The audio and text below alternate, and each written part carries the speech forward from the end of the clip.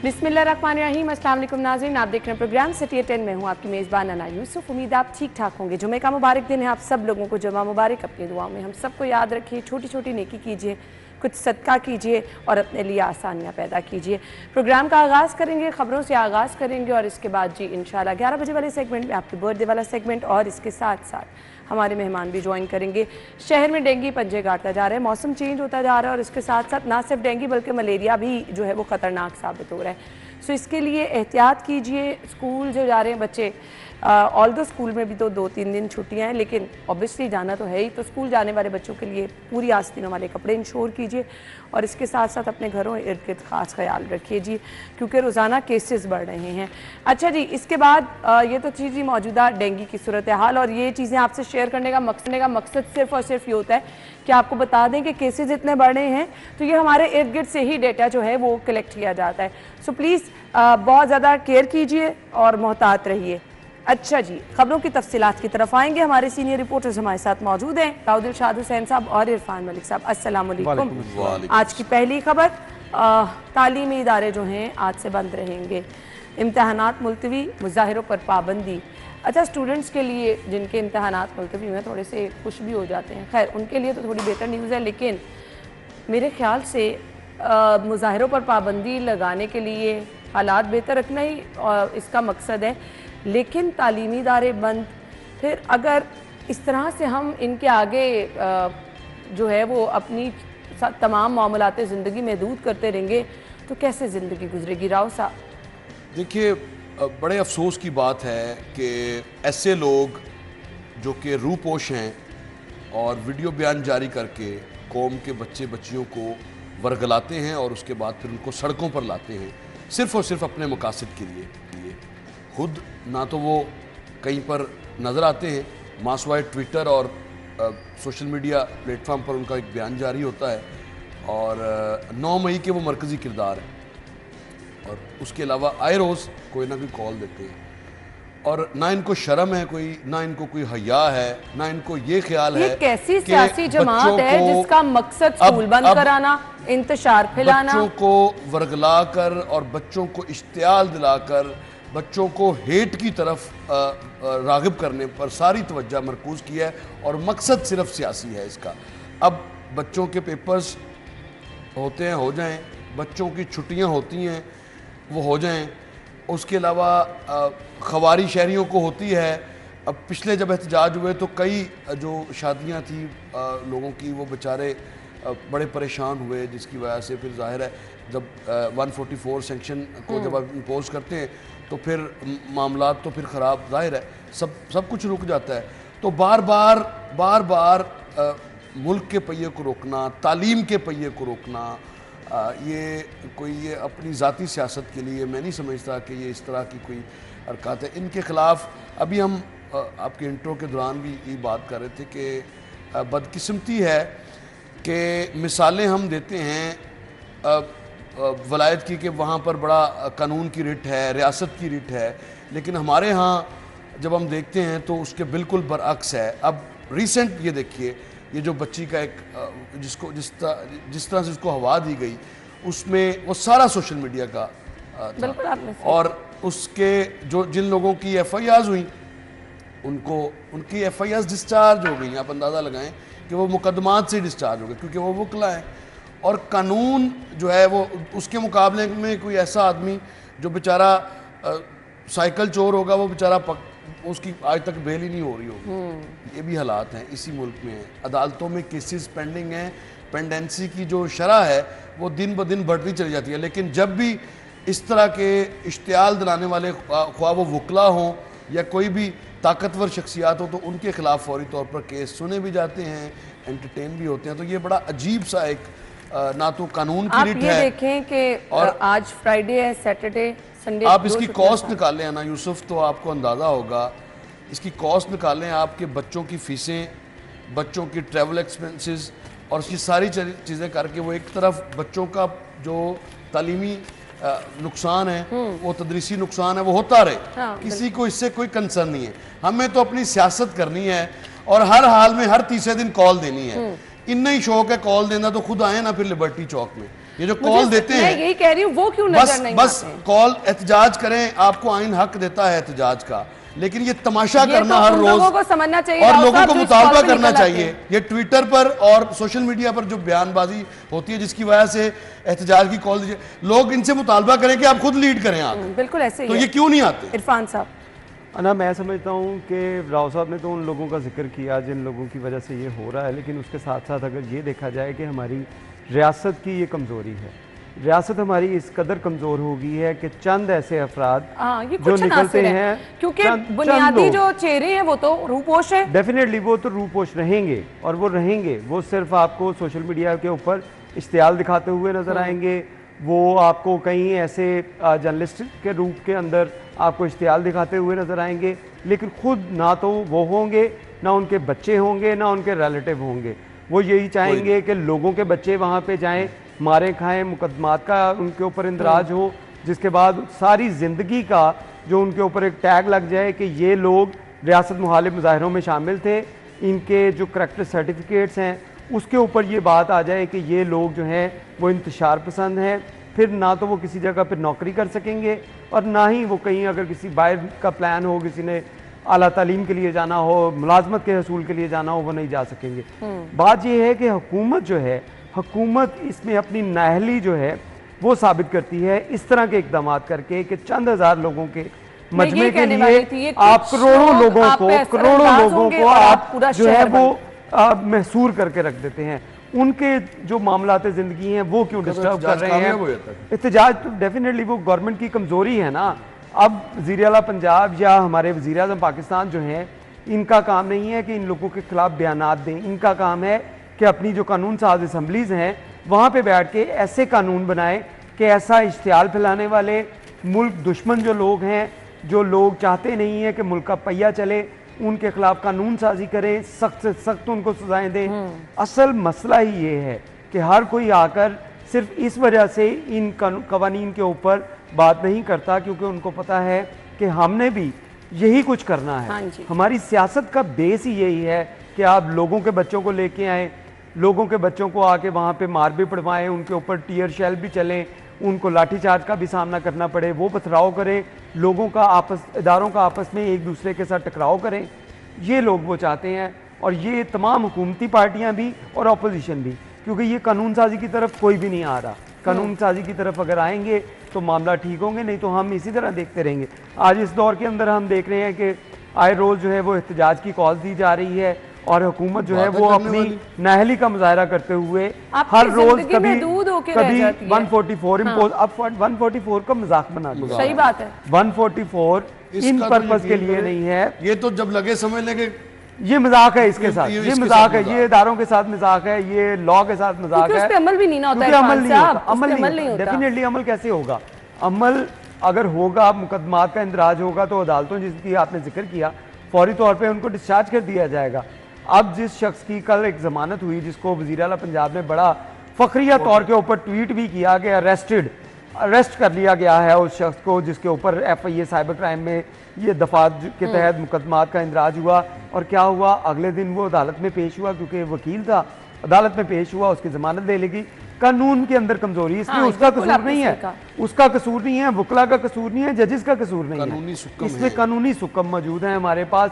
جب تک ان کو بہتر کرنے کے لیے قانون ساز اسمبلیز کے اندر جب تک کام نہیں کریں گے تو یہ تماشے, یہ ڈرامے جو ہے جوڈیشل سسٹم بھی راؤ صاحب ان کو اصل میں مسئلہ یہ ہے راؤ صاحب جوڈیشل سسٹم کی بات نہیں ہے, جوڈیشل سسٹم کی ان کو بھی اندازہ ہوگا. وہ بات کیا ان کے بچے نہیں پڑھتے؟ راؤ صاحب اس طرح نہ کریں, ججز کے وکلے بچے بھی پڑھتے ہیں, وکلا کے بچے بھی پڑھتے ہیں, ان کے ریلیٹیو بھی کاروبار کرتے ہیں, وہ سارے لوگ یہی کرتے ہیں. اتوار کو کال سارے ججز نہیں ہیں. اگر آپ کو آپ کی زندگی اور موت کا مسئلہ ہے, اگر آپ کی تو پھر آپ اتوار کو کال دے دیں, ہم لوگ یہ کچھ محدود لوگوں کے آگے اپنی ایکٹیویٹیز کو ختم کر دیتے ہیں, سرنڈر کر جاتی ہے گھر میں. اور اتنی نااہلی دیکھیں, جو لوگ مطلوب ہیں وہ لاہور میں جلسہ کر کے واپس بھی چلے جاتے ہیں. گورنر صاحب یہ کہہ رہے توڑ پھوڑ کرنے والوں کے ساتھ سختی سے نمٹا جائے گا. 9 مئی کا واقعہ ہمارے سامنے ہے, جنہوں نے جو کرنا تھا وہ کر دیا. بس بیانات کی حد تک سختی ہوتی ہے, اس کو تھوڑا سا 2 دفعہ سخت کر کے نکلے. ہاں بس یہی ہے. اور میں اس کی ایک مثال آپ کو دیتا ہوں کہ فیصل ٹاؤن میں ایک سانحہ ہوا تھا جب مسلم لیگ نون کے دور حکومت تھا، وزیر اعلیٰ پنجاب جو تھے وہ آپ کے وزیر اعظم پاکستان تھے، اس دور کے اندر ایک واقعہ ہوا تھا جس کو گزرے ہوئے 10 سال سے زائد گزر چکا ہے اور آج تک عدالتوں کے اندر وہ لوگ جو ہیں، کوئی لوگ اپنی بریت کی درخواستیں دے رہے ہیں، وہ دوسری طرف سے استغاثہ جو ہے اس کے اوپر کارروائی نہیں. کیا وہ 12-15 لوگ جو ہیں ان کی جانیں ضائع ہو گئی؟ وہ ان لوگوں کو جس نے بھی مارا، وہ یہ قانون کا کام تھا اس کا فیصلہ کرنا کہ کس نے مارا، کون ذمہ دار تھا اور ان کو سزا دیتا، وہ آج تک نہیں ہوا. اسی طرح آپ نے سانحہ ساہیوال دیکھا ہوا جس کے اندر پاکستان تحریک انصاف کا دور تھا، بچوں کے سامنے ان کے پیرنٹس کو مار دیا گیا، وہ کیس کا کیا بنا؟ کچھ بھی نہیں بنا. اسی طرح کی آپ ایک لمبی قطار ہے ان ایسے کیسز کے اندر جس کے اندر کچھ بھی نہیں بنا، اور یہ صرف قوانین کے اندر جو سکم ہونے کی وجہ سے، اور ہم نے اپنا پروسیکیوشن ڈپارٹمنٹ یا جو عدلیہ ہے، کرمنل جوڈیشل سسٹم جو ہے، اس کو جب تک ہم بہتر نہیں کریں گے، ہم بھی ایسی باتیں کرتے رہیں گے، آپ بھی ایسی خبریں سناتے رہیں گے، ہونا کچھ بھی نہیں. راؤ صاحب ایک کمنٹ چاہیے. اسکول اساتذہ کو تربیت دینے کے لیے یورپ امریکہ بھیجوایا جائے گا، اس پہ ایک کمنٹ. دیکھیے یہ اسکالرشپ پروگرام ہے جس میں نہ صرف طلبہ و طالبات کے لیے اسکالرشپ پروگرام پہ 130 ارب روپے گورنمنٹ خرچ کرنے جا رہی ہے، بلکہ اسی پروگرام کا یہ ایک حصہ یہ بھی ہے کہ اساتذہ کو تربیت دلوائی جائے گی، اور اساتذہ سبجیکٹ اسپیشلسٹ خاص طور پہ، اور پھر اس کے بعد وہ ٹرانسفارم کریں گے. اب اللہ کرے کہ اس پر عمل ہو جائے، کیونکہ یہ چیزیں وقت کی اہم ضرورت ہے. اچھا ہے اوبیسلی دنیا ڈیفینیٹلی جب تک استاد ہمارے جو ہیں وہ اس قابل نہیں ہوں گے کہ بچوں کو اعلیٰ تعلیم دے سکیں، ماں باپ جو مرضی کر لیں، اور سرکاری اسکولوں میں جو ہمارا سلیبس ہے وہ آؤٹ ڈیٹڈ ہے، اس کا پریکٹیکل لائف سے یقین کریں کہ ماں سوائے لکھنے اور پڑھنے کے اس کے علاوہ پریکٹیکل لائف سے ہمارے سلیبس کا کوئی تعلق نہیں ہے. دنیا اے آئی کی طرف جا رہی ہے، دنیا جدید گیجٹس کی طرف جا رہی ہے. ہم آج بھی ٹارٹ پہ بٹھا کے بچے کو بغیر پنکھے کے پڑھانے صحیح بات ہے. اس سے باہر نکلنے کے لیے یہ سب سٹیپس لینا ضروری ہے. ہم نے ابھی جانا ہے بریک کی طرف، پھر آئیں گے اگلی خبر کی طرف. اسٹے ود اس.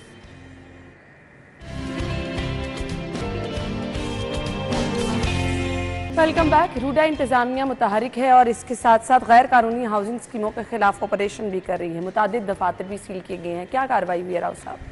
دیکھیے میں اسی خبر کو دیکھ بھی رہا تھا، اور یہ وہ کام ہے جو روڈا کو آج سے 2 سال پہلے یا 3 سال پہلے اس کو کر لینا چاہیے تھا، بیکاز تمام جو اس کا جو 46 کلومیٹر کی اس کی جو لینتھ ہے اس میں مختلف بلاکس ہیں جس کو محکمہ معدنیات ایلوکیٹ بھی کرتا ہے، اور ایلوکیٹ کرنے کے ساتھ ساتھ وہاں پہ جو ریت نکالنے کا کام ہے ڈریزرز لگا کر، یعنی زمین سے کتنا بہت زیادہ نیچے تک جا کر وہ ریت اس کو نکالتے ہیں، اور اس کے بعد پھر ان کو پہلے کسی ایک جگہ پہ سٹاک کرتے ہیں، اس کے بعد پھر اس کو فروخت کرتے ہیں. تو سارا وہ یہ روڈا کا ایریا ہے، اور بدقسمتی اس میں یہ ہے کہ جو ذمہ دار ہیں جن کی زمین سے ریت نکالی جاتی ہے ان کو بالکل لفٹ نہیں کرائی جاتی. اس میں محکمہ معدنیات بھی انوالو ہے، اور اس کے افسران بھی موجود ہیں، اور مقامی جو کنٹریکٹر ہیں وہ بھی اس میں ملوث ہیں. اب پہلی مرتبہ ایسا ہوا ہے کہ روڈا نے ان کے خلاف کارروائی کی ہے، جو کہ بہت پہلے کرنی چاہیے تھی، اور یہ بنیادی طور پر وہ جو معدنیات ہیں ریت مٹی کی شکل میں، ان کو یہ کوڑیوں کے بھاؤ، کوڑیوں کا بھی مول نہیں دیتے.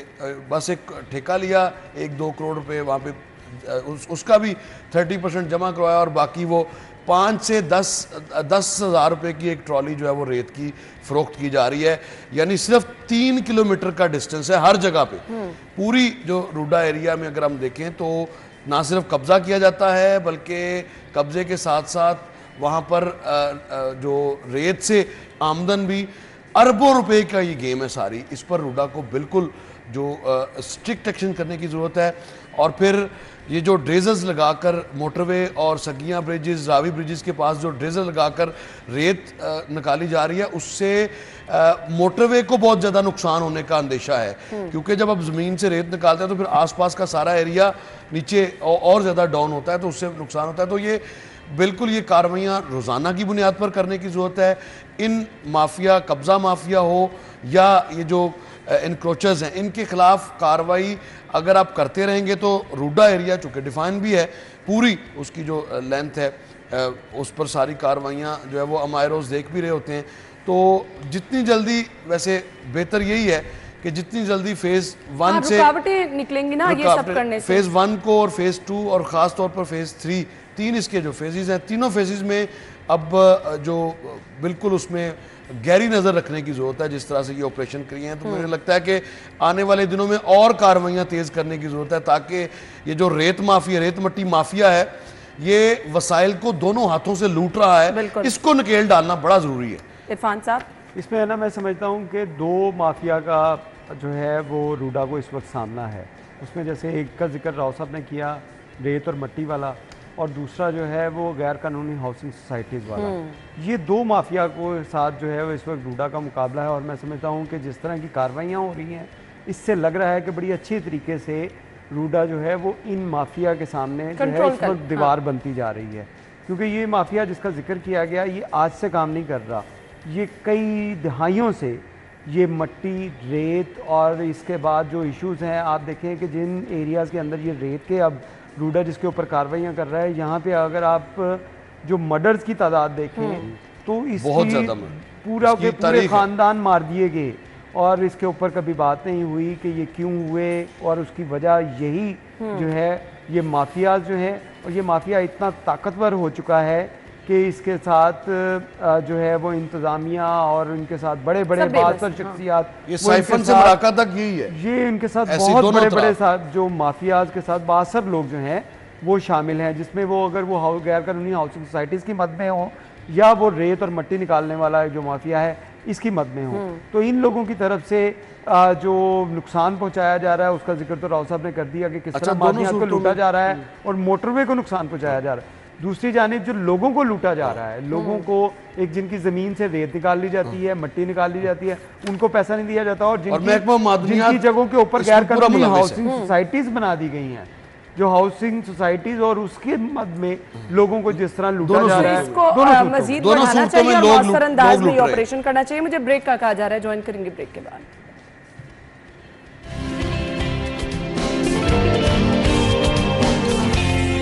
بریک کے بعد آپ کو ایک بار پھر سے ہم پروگرام میں خوش آمدید کہیں گے. خبر ہمارے پاس یہ ہے رواں سال زیادتی کے 47% مقدمات جھوٹے نکلے.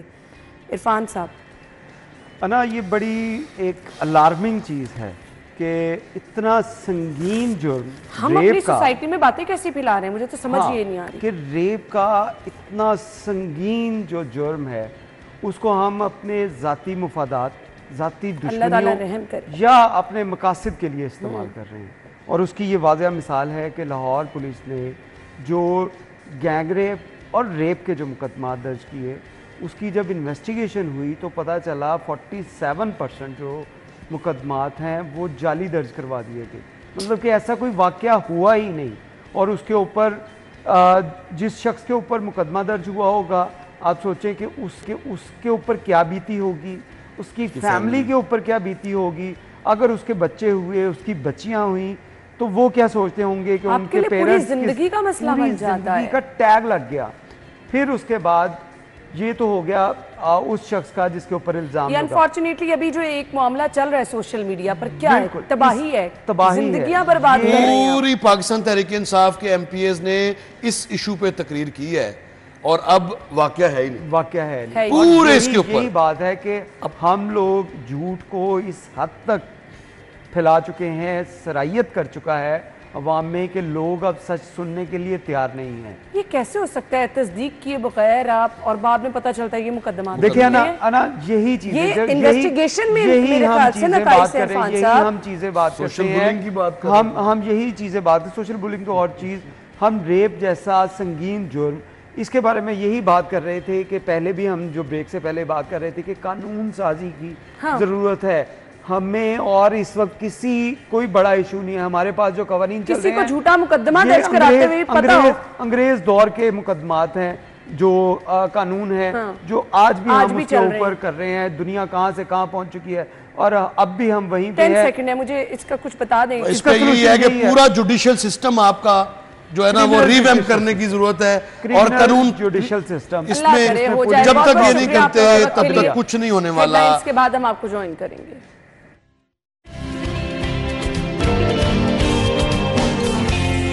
Welcome back once again.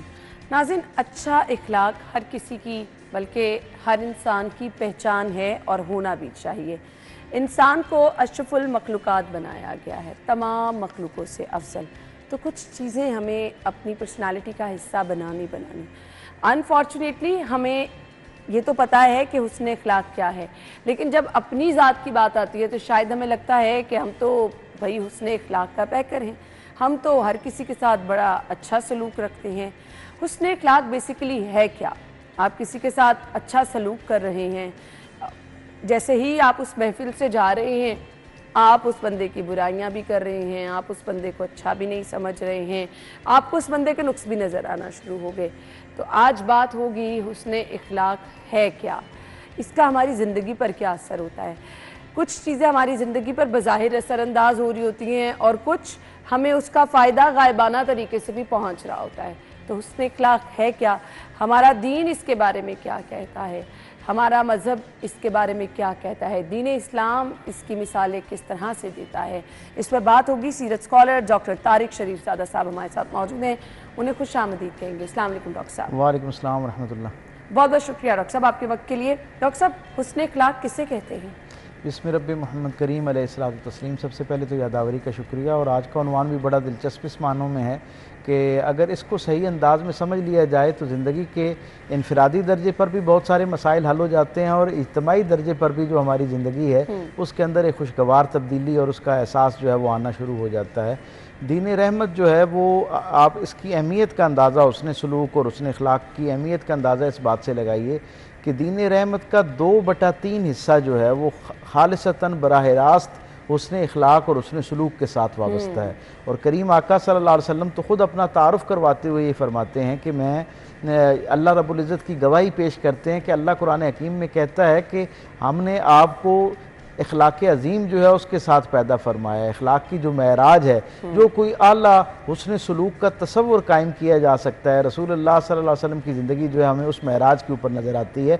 और हुस्न सलूक की आपने बड़ी सही सिमत में रहनुमाई की और इशारा किया कि एक आदमी दूसरे के साथ अच्छा सलूक कर रहा है, सिर्फ इसी का हो जाना हुस्न सलूक नहीं है, बल्कि अगर एक आदमी अच्छा सलूक कर रहा है और जवाब में अच्छा सलूक नहीं मिल रहा तब भी एक आदमी का अपने हुस्न सलूक पर कायम रहना असल में ये अखलाक कहलाता है।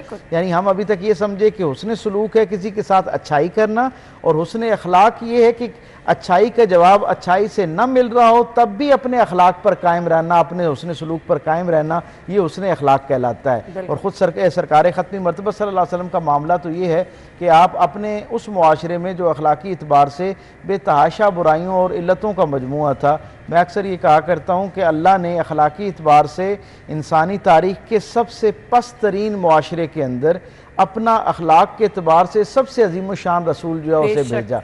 और ये गवाही जो है सिर्फ बतौर कलमा गो मैं और आप, क्योंकि हमारे दिल जो है वो हुजूर के कदमैन से जुड़े हुए हैं, इस निस्बत से हम नहीं कहते। न सिर्फ ये मुस्लिम स्कॉलर्स ने ये बात कह रखी है, बल्कि ये अजीब मामला है कि जितने भी सरकार दो आलम सल्लल्लाहु अलैहि वसल्लम के ज़माने के लोग थे, आपके गिरदो पेश में रहने वाले लोग, हत्ता कि ऐलान नबूवत से पहले का जो हुजूर का ज़माना उनके दरमियान गुजरा, उसमें भी इर्द गिर्द के मुआशरे में सरकार ख़त्मी मरतबा सल्लल्लाहु अलैहि वसल्लम आला हुस्न अखलाक के एक इस्तारे के तौर पर पहचाने जाते थे और जाने जाते थे। दूसरी बात यह कि सरकार ख़त्मी मरतबत के अखलाक इस आला अरफा दर्जे का था कि जो मुख्तलिफ कबीलों के सरबराह हुआ करते थे, वो अपने बच्चों को, जो आने वाले बच्चे जो पोटेंशियल कैंडिडेट हुआ करते थे अपनी कबीले की सरबराही के हवाले से, उन्हें ये नसीहत किया करते कि तुम अपने अखलाक और किरदार को वैसा करो जैसे सरकार दो आलम सल्लल्लाहु अलैहि वसल्लम का अखलाक और किरदार पाया जाता है। हर चीज़ के कुछ ना कुछ दर्जात होते हैं, सो हुस्न इखलाक के मुख्तलिफ दर्जात पर रोशनी डालिएगा। जी, ये बड़ा अच्छा सवाल है, और इस तकसीम और तरतीब को अगर जहन में रखा जाए तो हुस्न इखलाक को अपनाना भी आसान हो जाता है और इस पर कायम रहना भी आसान हो जाता है। यानी एक दफ़ा का हुस्न सलूक मुस्तकिल आपकी आदत और मिजाज का हिस्सा बनना शुरू हो जाता है अगर आप इस तरतीब को जहन में रख सकें। पहला जो हुस्न सलूक है, हुस्न इखलाक का पहला दर्जा, जैसे मैंने अर्ज़ किया, हुस्न सलूक है। और ये कौन सा दर्जा है? ये वो दर्जा है जब आप किसी के साथ खैर पर कोई मामला कर रहे हैं, उसके साथ कोई नेकी कर रहे हैं, हुस्न सलूक कर रहे हैं, अच्छा बर्ताव कर रहे हैं, और नतीजे में बदले के तौर पर आपको एक अच्छे बर्ताव का सामना है। यानी आपने किसी के साथ खैर का मामला किया और नतीजे में जवाबन आपके साथ भी खैर का मामला हो रहा है। अब इस दो तरफा ताल्लुक़ के बाद خیر پر قائم رہنا یہ کہلاتا ہے حسن سلوک، یہ پہلا درجہ ہے۔ ٹھیک ہے۔ اور یہ نسبتاً بڑا آسان درجہ ہوا کرتا ہے، اور عمومی طور پر جہاں ہمیں خیر نظر آتا ہے اس کا دیر تک خیر کے رہنے کا ایک سبب یہ بھی ہوا کرتا ہے کہ آگے سے جواب میں آپ کے ساتھ پازیٹیو سلوک کیا جا رہا ہوتا ہے۔ لیکن اس کے بعد ایک اگلی قسم ہے اور ایک اگلا درجہ ہے، اور وہ کیا ہے؟ وہ درجہ ہے کہ جب آپ تو حسن سلوک کر رہے ہیں لیکن سامنے سے جو آپ کا بالمقابل ہے اس کی طرف سے حسن سلوک آپ تک نہیں پہنچ رہا، اور یقیناً ایک خاص وقت کے بعد آپ کے نوٹس میں آنا شروع ہوتا ہے، آپ کو اندازہ ہونا شروع ہوتا ہے، اور گرد و پیش کا ماحول جو ہے وہ بھی آپ کو بتانا شروع کر دیتا ہے کہ جی آپ کا جو بالمقابل آپ کے سامنے والا جو شخص ہے یا جو شخصیت ہے اس کی طرف سے آپ کے ساتھ خیر کا معاملہ، لیکن ادھر سے اچھا نہیں ہو رہا۔ اب اس مرحلے پر بھی حسن سلوک کو جاری رکھنا، اصل میں یہاں سے اخلاق شروع ہوتا ہے۔ اور پھر ایک تیسرا درجہ ہے کہ ایک ایسا شخص جو آپ کے ساتھ اعلانیہ دشمنی پر اترا ہوا ہے، یعنی نہ صرف یہ کہ وہ حسن سلوک نہیں کر رہا، اس سے نچلا درجہ کہ وہ بالکل آپ کے ساتھ اچھا سلوک نہیں کر رہا، ایک وہ ہے جو اچھا سلوک تو دور کی بات ہے براہ راست دشمنی پر اترا ہے اور آپ کی اعلانیہ مخالفت کر رہا ہے، آپ کے لیے مشکلات پیدا کر رہا ہے، آپ کے لیے ناپسندیدہ ماحول جو ہے اس کو ترتیب دے رہا ہے۔ ایسے مرحلے میں اس کے ساتھ حسن سلوک کرنا جو ہے یہ اخلاق کی اعلیٰ جو قسم ہو سکتی ہے وہ ہے۔ اور سرکار ختمی مرتبہ صلی اللہ علیہ وسلم، کیونکہ اللہ نے آپ کو عظیم اخلاق کے ساتھ بھیجا، ہم دیکھتے ہیں کہ آپ صلی اللہ علیہ وسلم کی پوری زندگی جو ہے اپنے بدترین مخالفین کے ساتھ بہترین حسن سلوک کرتے ہوئے گزری ہے۔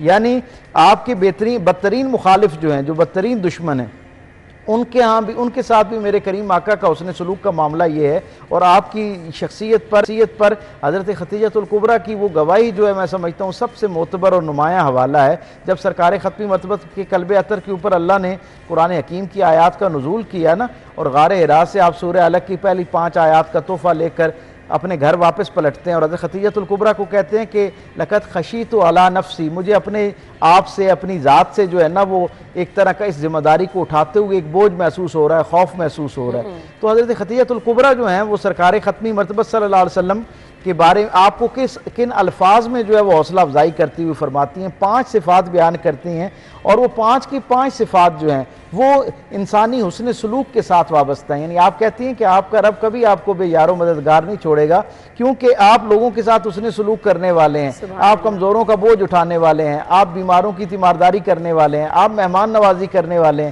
آپ حق کے راستے میں آنے والی مشقتوں پر، مصیبتوں پر پورے وقار کے ساتھ، اعتماد اور حوصلے کے ساتھ بغیر گلہ شکوہ کیے کھڑے ہونے والے ہیں۔ گویا وہ ساری کی ساری صفات، یہاں ایک بڑا دلچسپ پہلو ہے کہ سرکار ختمی مرتبہ جو ہیں اعلان نبوت سے پہلے بھی، جس دن کا مرحلہ ابھی ہم زیر بحث لا رہے ہیں، اس سے پہلے بھی حضور کی زندگی کے اندر اللہ رب العزت کی نسبت سے عبادات کا ایک پورا نظام موجود تھا، یعنی وظائف کا نظام موجود تھا، نوافل کا نظام موجود تھا، عبادت کا ایک پورا نمایاں حوالہ حضور کی زندگی میں تھا۔ اور حضرت خدیجہ الکبریٰ رضی اللہ تعالیٰ عنہا جو ہیں وہ لگ بھگ 15 برس سے روزانہ کی بنیاد پر اس کا مشاہدہ کاری تھی اور سب سے مضبوط گواہی تھی۔ لیکن آپ نے حضرت خدیجہ الکبریٰ جو ہیں انہوں نے سرکار ختمی مرتبہ کو جو حوصلہ افزائی کی، وہ اس میں کہیں بھی ان کی ظاہری عبادت جسے عرف عام میں آپ اور میں عبادت سمجھتے ہیں اس کا حوالہ نہیں دیا، بلکہ حوالہ کیا بیان کیا؟ آپ کے حسن سلوک کا، آپ کے حسن اخلاق کا۔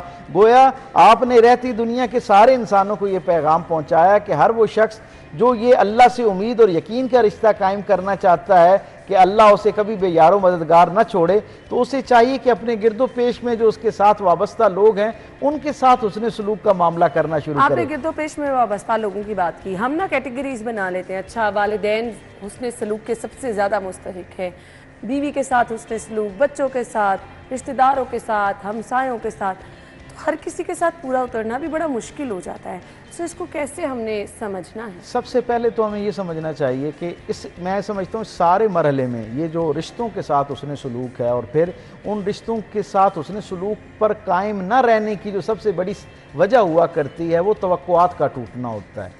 اور یہ بڑی باریک سی بات ہے، لیکن اگر ذرا سا ہم توجہ کریں گے تو ہم سب کو اپنی زندگی میں یہ توقع ٹوٹتی ہوئی نظر آئے گی اور اس توقع سے انسان تک دکھ پہنچتا ہوا نظر آئے گا۔ اصل میں جب آپ حسن سلوک کرتے ہیں نا تو ہم حسن سلوک کرتے ہی ہمارے لاشعور میں ایک امید جاگنا شروع ہو جاتی ہے کہ جس کے ساتھ حسن سلوک کیا جا رہا ہے وہ بھی بالمقابل میرے رد عمل کے طور پر میرے ساتھ ویسا ہی حسن سلوک کرے گا۔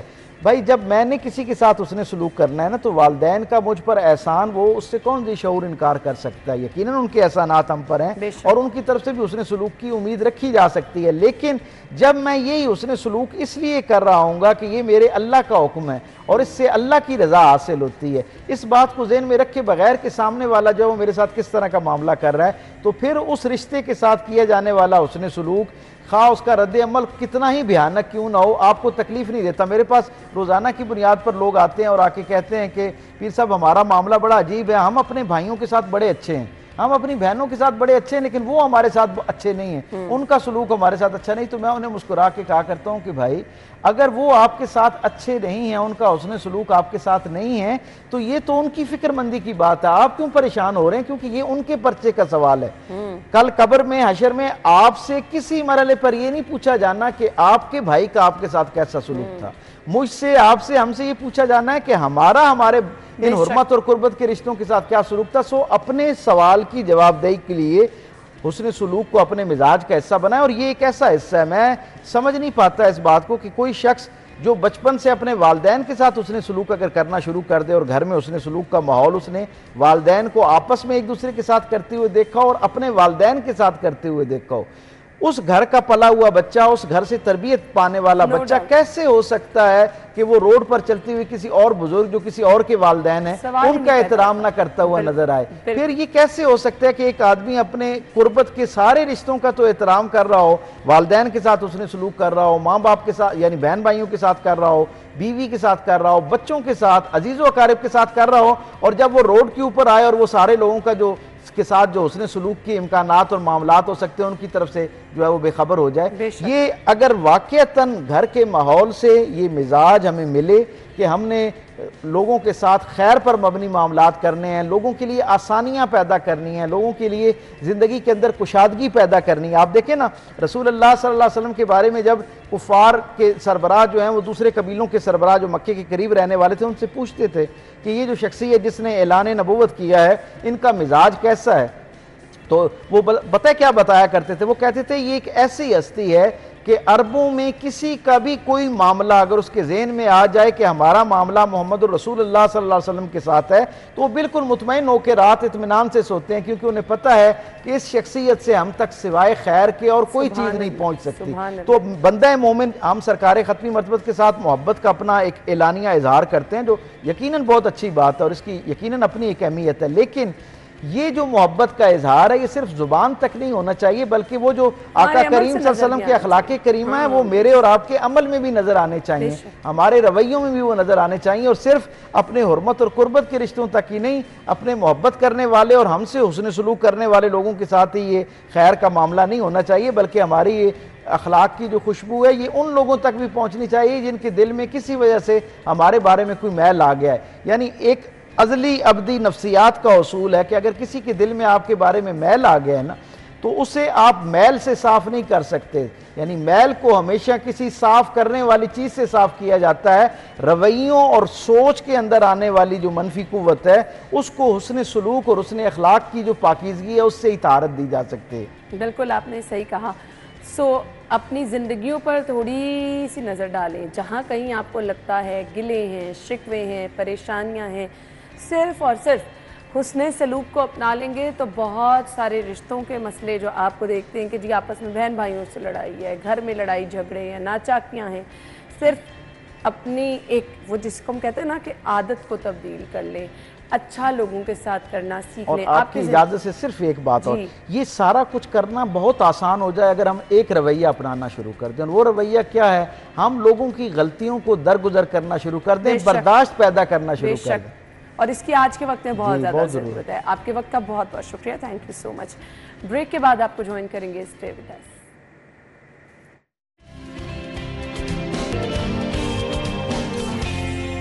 Welcome back once again.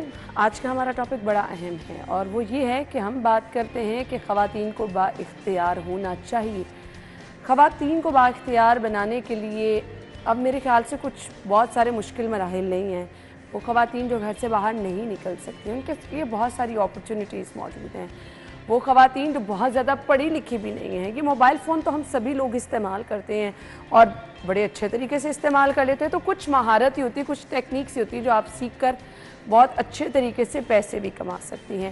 On line پیسے بہت سارے لوگ کما رہے ہیں, تو پھر خواتین کیوں نہیں کما سکتی؟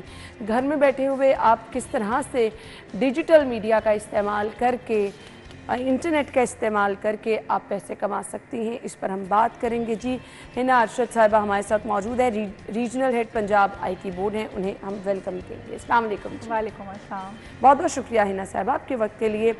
ہم کہہ رہے ہیں کہ خواتین کو بااختیار بنانا ہے, اور بااختیار ہم اسی طرح سے بنا سکتے ہیں کہ ہم اپنے پاؤں پہ کھڑے ہوتے خاتون کو دیکھیں, خود پیسے کماتے ہوئے دیکھیں. گھر میں بیٹھ کے یہ آسان ہے؟ میرا خیال ہے جاب کرنے سے زیادہ آسان ہے کہ آپ گھر بیٹھ کے آن لائن ارننگ اپنا کریئر اسٹیبلش کریں, کیونکہ نہ تو آپ کو جاب سرچ کرنی پڑتی ہے, نہ ہی آپ کو گھر سے باہر جانا پڑتا ہے, اور نہ ہی آپ کو آفس ٹائمنگز کو مینیج کرنے کے لیے کچھ مشکلات پیش آتی ہیں. صحیح. سو واقعی سم ٹائم ایسے ہوتے ہیں آپ کے لیے چیزیں بڑی مشکل ہو جاتی ہیں, گھر کو دیکھنا, بچوں کو دیکھنا, جاب پہ جانا, ٹائم زیادہ جو ہے وہ اس پہ لگ جاتا ہے. گھر بیٹھ کے اگر آپ کر رہے ہیں تو آپ کی اپنی مرضی ہے کہ آپ نے کیسے کرنا ہے. اس کے لیے مواقع کیا کیا ہیں؟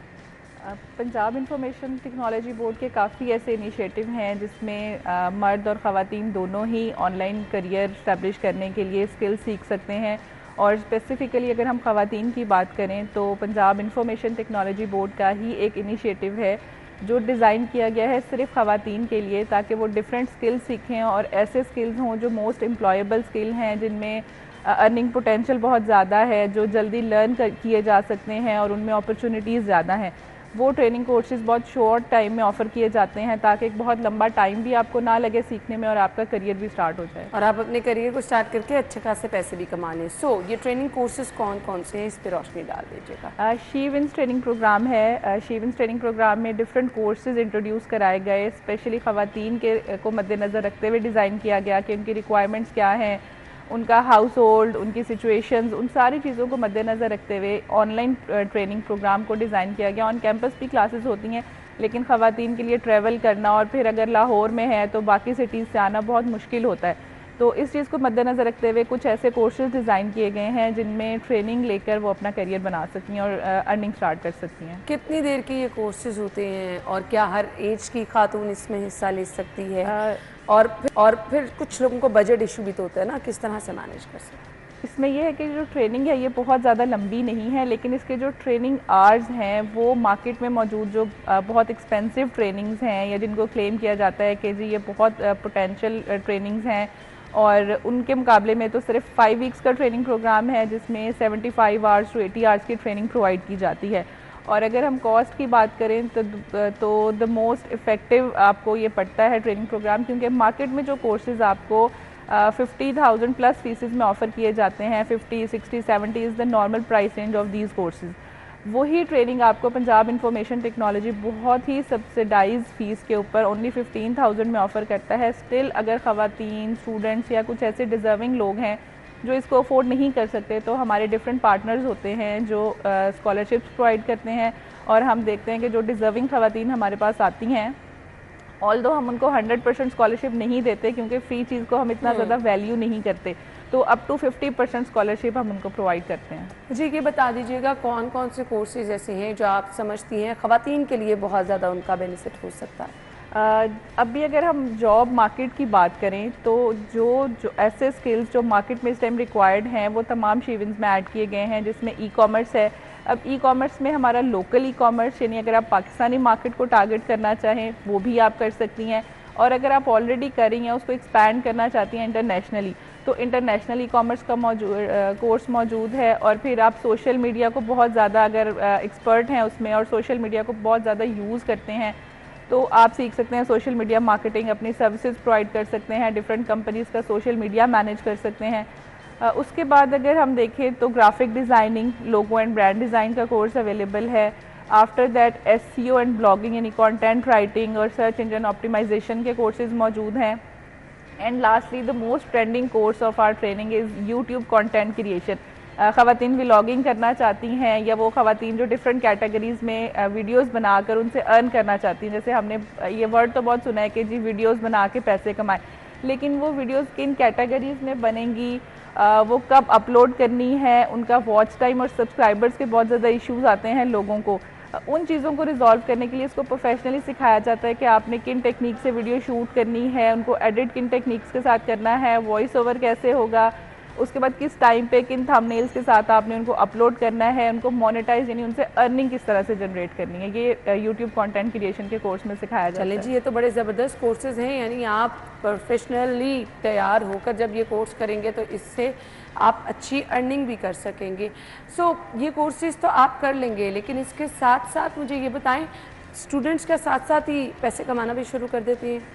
کچھ ایسے کورسز ہیں جو آپ کو کوئک ارننگ کی طرف لے کے جاتے ہیں. اگر ہم لوکل ای کامرس کی بات کریں تو لوکل ای کامرس میں آپ کو 3 to 4 ویکس میں آرڈر سٹارٹ ہو جاتے ہیں آنا، اور اس سے آپ کی ارننگ جنریٹ یعنی ڈیورنگ دا ٹریننگ آپ کے سرٹیفکیٹ ملنے سے پہلے آپ کو آرڈرز آ جاتے ہیں، آپ کی ارننگ سٹارٹ ہو جاتی ہے. لیکن اگر ہم یوٹیوب کانٹینٹ کریشن کی بات کریں، آلدو اس میں ارننگ پوٹینشیل بہت زیادہ ہے، لیکن اس کو مونیٹائز ہونے میں 3 سے 4 مہینے لگتے ہیں. تو ایسا نہیں ہے کہ بس آپ بیٹھے آپ نے لیپ ٹاپ آن کیا اور آپ کی ارننگ سٹارٹ ہوگی. آپ کو پراپر ٹائم دینا پڑتا ہے، پروفیشنلی کام کو سیکھ کر کرنا پڑتا ہے.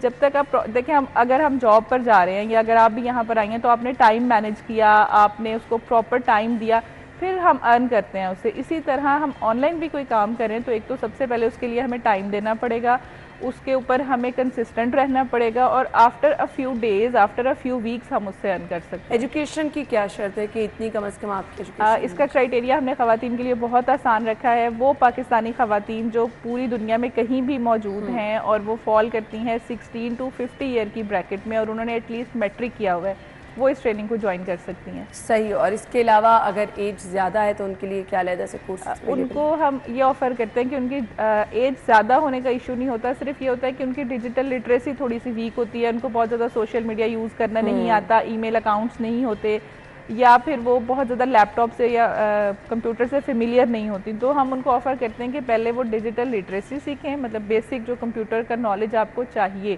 وہ سیکھیں آپ، اور اس کے بعد پھر کورس جوائن کریں. صحیح. آپ میسج کیا دینا چاہیں گے؟ دیکھیں میں صرف یہ میسج دینا چاہوں گی کہ جب ہم پیڈ ٹریننگز کی طرف آتے ہیں یا جب ہم کہتے ہیں کہ ہم ایجوکیشن کے اوپر اگر اسپینڈنگ کرنا چاہیں تو تھوڑا سا ہم ہیزیٹیٹ کرتے ہیں کہ اوہو یہ تو فیس دینی پڑے گی اور ہمیں فری میں مل جائے کوئی چیز. تو فری میں ایک تو ہمیں کوالٹی کے اوپر کمپرومائز کرنا پڑتا ہے، اوبویسلی آپ کم سے کم ریسورسز یوز کرتے ہیں، لیکن جب ہم پیڈ ٹریننگز کی طرف آتے ہیں تو ہمیں کوالٹی بہت اچھی ملتی ہے، اور وہ تھوڑی سی انویسٹمنٹ جو آپ اپنی ایجوکیشن پہ اپنی ٹریننگ پہ کر رہے ہیں اس انویسٹمنٹ سے آپ لائف ٹائم فائدہ اٹھا سکتے ہیں. مطلب وہ آپ کا ایسا ایسٹ آپ کو دے کے جا رہی ہے، ایک ایسا اسکل آپ کو سکھا کے جا رہی ہے جو آپ لائف ٹائم یوز کر سکتے ہیں، اور اس کا ریٹرن آپ کو لائف ٹائم ملے گا. اور اس کے لیے اچھا جی، جو ہم ٹریننگ کی بات کریں، یہ ٹریننگ سیشن آپ گھر بیٹھ کے بھی لے سکتے ہیں اور آن کیمپس بھی آ سکتے ہیں. Arfa software and technology park میں ہمارا آفس ہے، لیکن چونکہ وہاں پر تھرو آؤٹ پاکستان سے لوگ نہیں آ سکتے، فیمیلز کے لیے لاہور میں بھی ایون ٹریول کرنا مشکل ہوتا ہے کوئی نہ کوئی وجہ سے. اگر آپ نہیں ٹریول کر پا رہے تو ہم آن لائن کورسز آفر کرتے ہیں، اور ہم پریفر بھی کرتے ہیں کہ آن لائن، کیونکہ آپ نے کام بھی آن لائن کرنا ہے تو لوگوں کو یہ لگتا ہے کہ آن لائن لرننگ اچھی نہیں ہوگی. تو ہم اس کانسیپٹ کے اوپر بھی کام کرتے ہیں کہ جب آپ ایک کام آن لائن ارن کر سکتے ہیں تو وائی ناٹ آپ اس کو آن لائن سیکھ بھی تو سکتے ہیں. تو یہ کانسیپٹ بالکل ٹھیک، مطلب ہم اس کو پروموٹ نہیں کرتے کہ جی ہم گھر بیٹھ کے نہیں سیکھنا چاہتے، ہم کیمپس میں آئیں گے لیکن کام ہم آن لائن کریں گے. تو if you can earn online then you can also, مطلب اس کو آپ جوائن بھی آن لائن کر کے آپ ارن کر سکتے ہیں تو آپ لرن بھی کر سکتے ہیں. بالکل. سو یہ چیزیں آپ جتنا سیکھیں گے جلدی اتنا ہی آپ کو فائدہ بھی ہوگا اور آپ بڑی آسانی سے پیسے بھی کما سکیں. نہ صرف خواتین بلکہ بچے، آپ کے لیے، سب کے لیے، مردوں کے لیے بڑی اچھی اپرچونٹی ہے. بس اس کے لیے آپ کو یہ ٹریننگ سیشن جوائن کرنے ہوں گے. تھینک یو سو مچ، آپ کے وقت کا شکریہ. اسی کے ساتھ ہی ہمیں اجازت دیجیے، کل ملاقات ہوگی. اللہ حافظ.